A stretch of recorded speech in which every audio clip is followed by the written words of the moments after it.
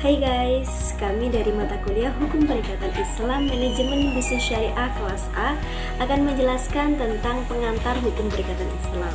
Di sini kami terdiri dari 4 orang. Yang pertama, saya sendiri Curin Octavia bersama dengan rekan saya Wahyuda Dwiki Ferdiansyah, Jivinda Margareta Kristina Putri, dan juga Nikeria Lenda. Selamat menyaksikan. Perkenalkan, nama saya Curin Octavia. Di sini saya akan menjelaskan tentang definisi perikatan. Ilmu pengetahuan hukum menyebutkan perikatan adalah hubungan hukum antara dua pihak dalam lapangan harta kekayaan, di mana pihak yang satu berhak atas prestasi dari pihak yang lainnya berkewajiban memenuhi prestasi.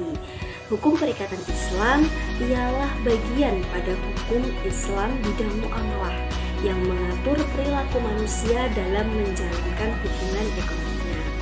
Jadi, terdapat keterkaitan antara hubungan perikatan dan prinsip kepatuhan dalam menjalankan agama Islam sesuai sumber hadis. Terkait perjanjian, dalam pasal 1313 KUH Perdata menjelaskan terkait pengertian perjanjian bahwa suatu perjanjian adalah suatu perbuatan dengan mana satu orang atau lebih mengikatkan dirinya terhadap satu orang lain atau lebih.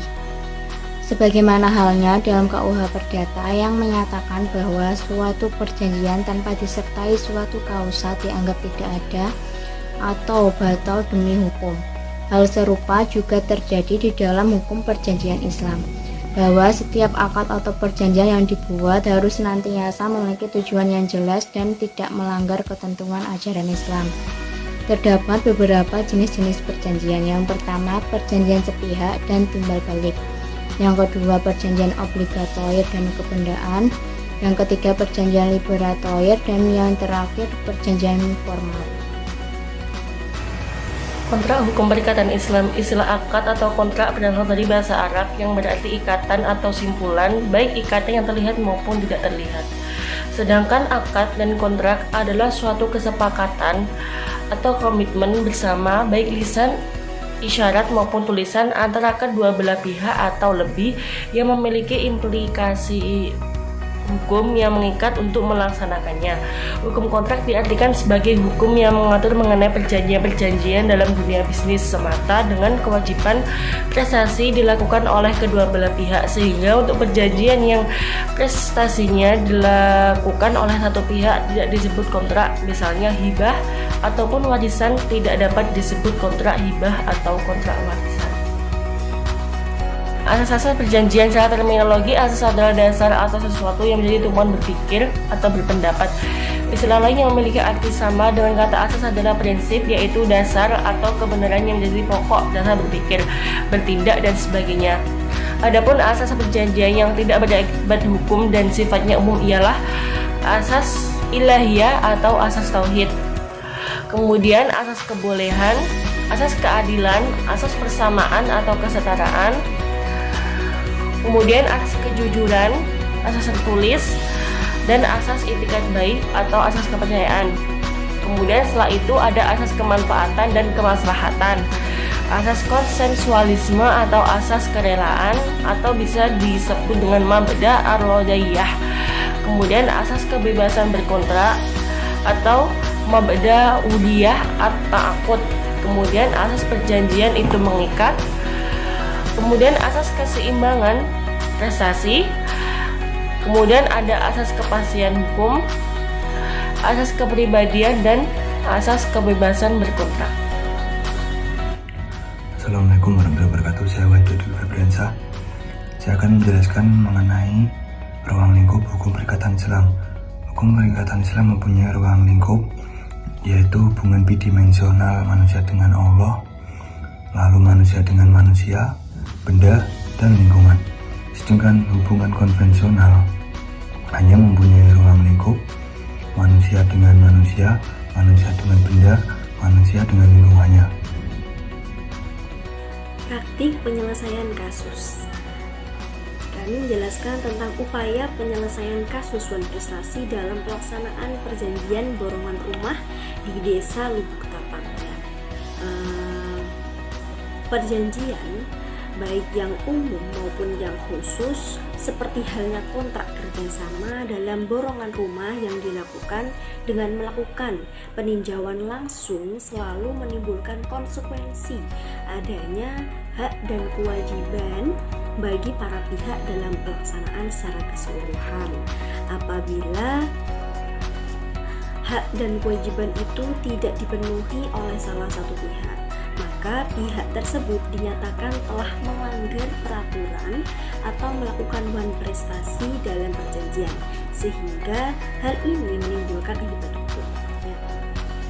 Contoh kasus, si A ini melakukan perjanjian dengan si B. Nah, si A ini adalah pemborong dan si B ini adalah pemilik rumah, ya. Nah, si A melakukan perjanjian dengan B dalam kerjasama borongan rumah di desa Lubuk Tapang, di mana si A melakukan kelalaian yang menyebabkan terjadinya prestasi, di mana seharusnya pembuatan rumah diselesaikan dalam waktu 1 bulan, tapi karena kelalaian maka menjadi mundur.